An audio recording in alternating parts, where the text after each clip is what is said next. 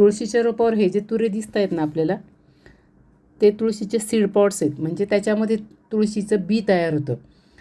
असे तुरे येतात बघा आणि त्याला असे फिक्कट जांभळट असे गुलाबीसर कलरचे फुलं लागतात. तर हे फुलं एकदा सुकले ना की मग बी तयार व्हायला सुरुवात होते आणि बी तयार व्हायला सुरुवात झाल्यानंतर झाडाच्या वाढीपेक्षा झाडाची एनर्जी त्या बी तयार करण्याकडे लागतं आणि मग आपलं झाड खूप छान वाढत नाही म्हणजे त्या पिरियडमध्ये. त्याच्यासाठी काय करायचं आहे आपल्याला, हे काढून टाकायचं. तर याला मंजिरी म्हणतात आणि बरेच जण ह्या मंजिरी देवाला पण वाहतात. तर तुम्ही जर देवासाठी अगदी रेग्युलरली जर त्या काढत असाल ना तर मग काही प्रश्न नाही आहे. पण जर तुमच्या झाडावर त्या जर तशाच राहिल्या ना तर मग थोडंसं झाडाच्या वाढीवर त्याचा परिणाम होतो, कारण की बी बनायला सुरुवात होते ना. त्याच्यासाठी ह्या अशा काढून टाकायच्या. तसंच तुळशीच्या चांगल्या वाढीसाठी काय काय काळजी घ्यायची, त्याची माती कशी तयार करायची किंवा त्याला पाणी घालण्याचं रुटीन कसं पाहिजे, त्याला खतं काय घालायचे किंवा त्याच्यावर काय रोग येऊ शकतात. तर ह्या सगळ्या गोष्टींची आपण आज ह्या व्हिडिओमध्ये चर्चा करणार आहोत. त्यासाठी व्हिडिओ कुठेही स्किप न करता शेवटपर्यंत बघा आणि माझ्या चॅनलवर जर तुम्ही नवीन असाल तर सबस्क्राईब करून बेल आयकॉनवर क्लिक करा, म्हणजे माझे सगळे व्हिडिओ तुम्हाला बघता येतील, कारण की तुम्हाला मग नोटिफिकेशन येईल. आणि अजून एक सूचना मला आता इथे करायची ॲक्च्युली विनंती, की हाईपचं बटन येतं बघा, तर ते हाईपचे काही पॉईंट्स मिळतात. तर ते हाईप करता आलं तुम्हाला तर नक्की करा. व्हिडिओ आवडला तर नक्की हाईप करा. तर आता आपण व्हिडिओला सुरुवात करू. तर सर्वात प्रथम आज आहे आषाढी देवशयनी एकादशी. तर सर्वांना आषाढी एकादशीच्या खूप खूप शुभेच्छा. तर विठ्ठलाला ह्या तुळशी फार प्रिय आहेत किंवा ह्या मंजिरी. तर म्हटलं आज आषाढी एकादशीच्या मुहूर्तावर आपण हा व्हिडिओ बनवू. तर आपल्याकडे जे धार्मिक महत्त्व आहे तुळशीला, तर त्याच्यामुळं आपल्याकडे एक परंपरा आहे की तुळशीला रोज पाणी घालायचं. तर तुळशीला रोज पाणी घातल्याने त्याचे काही जसे फायदे आहेत, काही सीझनमध्ये फायदा होऊ शकतो, पण त्याचे तोटे जास्त आहेत. तर ते काय ते आपण बघू. तर तुळशीला पाणी घालायचं. तर घरामध्ये असतात आपल्या 3-4 व्यक्ती किंवा एखादी व्यक्ती जरी असू देत आणि तुम्ही रोज तुळशीला पाणी घालताय, पण तुम्ही ती माती कशी तयार केलेली आहे, ती जर खूप चिकट माती असेल, अशी चिखल होणारी, गोळा होणारी, तर ते पाणी सुकत नाही ना. आणि मग काय होतं, त्या ओल्या मातीमध्ये परत परत पाणी घालत राहिल्यामुळं तुळशीचं रोप आपलं दगावण्याची शक्यता असते. त्यातल्या त्यात आता चालू आहे पावसाळा आणि पावसाळ्यामध्ये पण तुम्ही जर तुळशीला पाणी घातलं, ती रोज रोज पाऊस येतो, रोज ती माती भिजणार, वाळतच नाही, शिवाय ऊन पडत नाही आणि मग ती माती कशी सुकणार ना. तर तरी पण तुम्ही जर पाणी घालत राहिल्या तर तुमचं तुळशीचं झाड नक्की खराब होतं. शिवाय पावसाळ्यामध्ये कधी कधी पाणी साठून राहतं कुंडीमध्ये. तर त्याच्यासाठी काय करायचं, मधून अधून आहे ना, तुम्हाला जर पाणी साठल्यासारखं वाटलं ना तर ह्याची कुंडी जरा थोडीशी उलटी म्हणजे तिरकी करायची आणि ते होल चेक करायचे त्याचे. आता माझ्या कुंडीला तर खूप होल आहेत, पण काही जण काय होतं, कुंडीला होलच करत नाही किंवा एखादं होल असतं त्यात काहीतरी अडकून बसतं आणि मग पाणी साठून राहतं आणि त्याच्यामुळं मूळकूज होते. सारखी माती ओली राहिली ना की त्याच्यामुळे मूळकूज पण होते, शिवाय पानं पिवळे पडून ते गळायला लागतात. झाड अगदी असं काठ्यांसारखं अगदी रिकामं होऊन जातं. त्याच्यासाठी हा सगळ्यात पहिला मुद्दा मी घेतला आहे पाण्याचा, तो खूप महत्त्वाचा आहे. तर तुळशीची माती बघा अशी हातात उचलली ना की ती आली पाहिजे. ही आता पाऊस पडतोय तरी पण बघा माझी माती एवढी भुरभुरीत आहे. तर ही माती भुरभुरीत होण्यासाठी काय करायचं आहे आपल्याला, झाड लावताना जेव्हा माती तयार करतो ना त्यात वाळू नक्की घालायची. वाळूमुळं काय होतं, कुठल्या पण कुंडीतून पाण्याचा निचरा चांगला होतो. एकतर तुम्ही मातीची कुंडी वापरा, पण मातीच्या कुंड्या आता मिळतच नाही. तर माझ्या पण ह्या दोन्ही पण प्लास्टिकच्याच आहेत. पण मी त्याची वेगळ्या प्रकारे काळजी घेते. माती तयार करताना मी त्याच्यामध्ये भरपूर म्हणजे खताबरोबरच वाळू पण वापरते. त्याच्यामुळं पाण्याचा निचरा होऊ जातो, पाणी साठतच नाही कुंडीमध्ये. तर ही गोष्ट तुम्ही नक्की लक्षात ठेवा. आता पुढचा मुद्दा आहे, तुळस ठेवायची कुठे, जागा कुठली पाहिजे योग्य तुळशीला. आता तुमचं घर ज्या दिशेला असेल ना, साधारण घराच्या समोर आपलं तुळशी वृंदावन असतं. पण काही ठिकाणी काय असतं, खूप कडक ऊन तुळशीला मिळतं. उन्हाळ्यामध्ये हा प्रॉब्लेम जास्त येतो. आता पावसाळ्यामध्ये हा प्रॉब्लेम येत नाही बरं का. तर मग त्याला ऊन मिळालं पाहिजे तुळशीला. नाही तर अगदी सावली जर राहिली ना तर मग अशी पानं खराब होतात आणि गळायला सुरुवात होते पानं मग.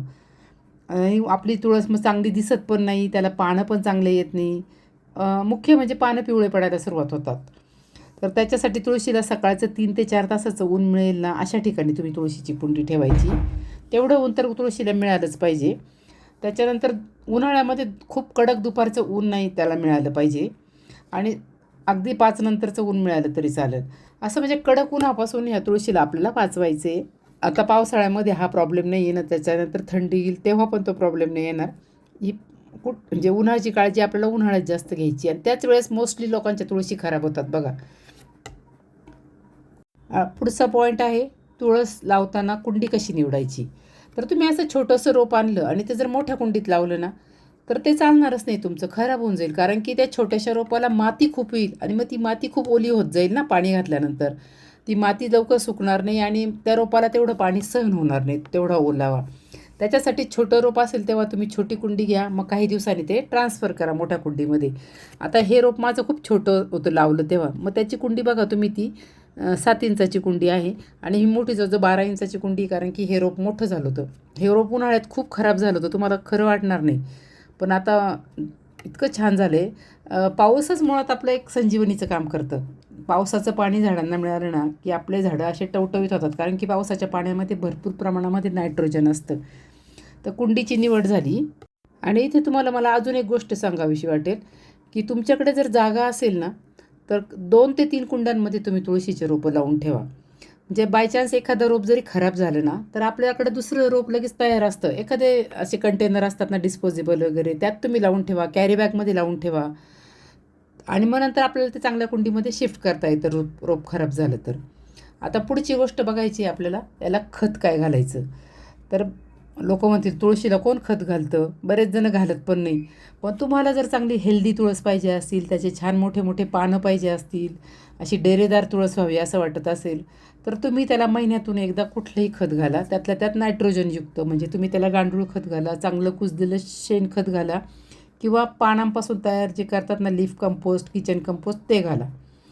तर माझ्याकडे गांडूळ खत आहे, पण सगळ्यांनाच गांडूळ खत अवेलेबल होईल असं नाही. तर गांडूळ खत जर तुम्हाला मिळालं नाही, तर तुम्ही अगदी घरातली चहा पावडर किंवा कॉफी पावडर, ज्याच्यामध्ये नायट्रोजनचं भरपूर प्रमाण असतं ना, ते पण तुम्ही वापरू शकता. तर त्याच्यासाठी माती चांगली उकरून घ्यायची आणि माती उकळल्यानंतर कुंडीच्या साईजप्रमाणे आपल्याला खत घालायचं आहे त्याला. छोटी कुंडी असेल तर तुम्ही 1 मूठ 1.5 मूठ घाला, मोठ्या कुंडीला 2 ते 3 मुठी घाला. असं महिन्यातनं एकदाच तुम्हाला त्याला खत घालायचं आहे. मग ह्या महिन्यात तुम्ही जर आता गांडूळ खत घातलं आहे किंवा शेणखत घातलं आहे ना, तर पुढच्या महिन्यात तुम्ही एखादं लिक्विड खत घाला ना त्याला करून. चहा पावडर घ्या 1 चमचा, ती गरम पाण्यामध्ये भिजत घाला 4, 5, 6 तास आणि नंतर ते पाणी गाळून ते घाला. ते त्यात त्यात थोडंसं ते तुम्ही डायल्यूट, म्हणजे थोडंसं अजून साधं पाणी मिक्स करा आणि ते घाला. किंवा मग तुम्ही इतर झाडांना जे खत करता, तुम्ही मोहरीचं खताचं करत असाल लिक्विड खत, ते घाला. कांद्याच्या सालीचं घाला, केळीच्या सालीचं घाला. असे वेगवेगळे खतं आपण जे करतो ना, त्यातलंच थोडंसं याला घालायचं. आणि हा एक महत्त्वाचा घटक आहे आता. ही तर आपल्या स्वयंपाकघरात मिळणारी हळद पावडर सगळ्यांनी ओळखलीच असेल.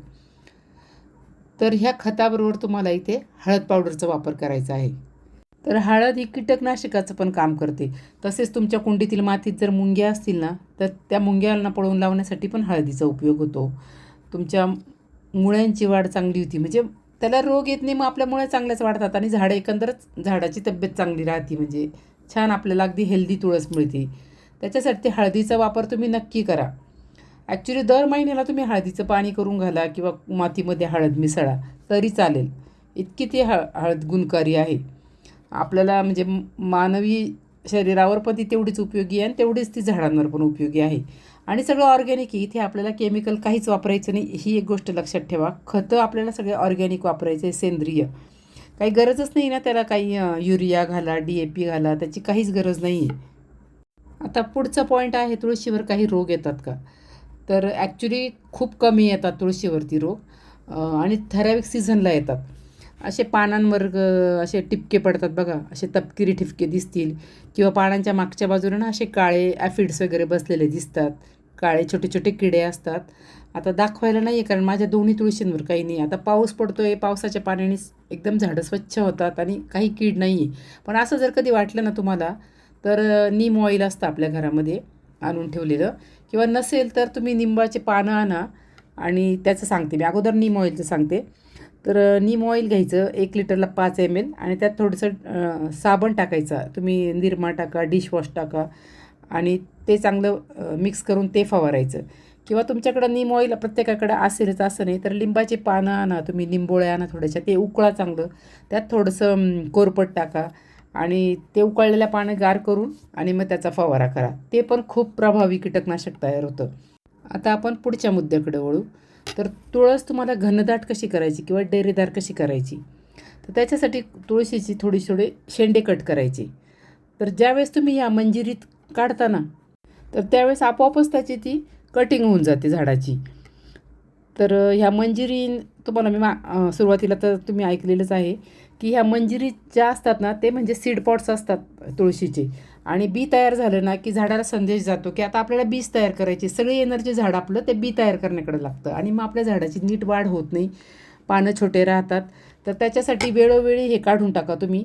तुम्हाला जर तुम्ही देवपूजा करत असाल तर तुम्हाला ते देवाला वाढण्यासाठी पण लागत असतात. तर अशा ह्या मंजिरीनं आपल्या वेळोवेळी काढत राहायच्या.